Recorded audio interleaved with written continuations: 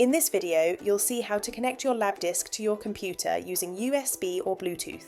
Start by turning on your Labdisc. There are two easy ways to connect. First, you can connect using Bluetooth. Click the Bluetooth icon and you'll see a list of nearby Labdisc devices. Look at the serial number on the back of your Labdisc.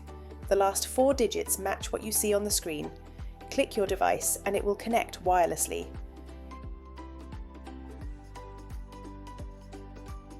You can also connect using a USB cable. Just plug the cable into the Labdisc and into your computer. Click the USB icon in the top right corner.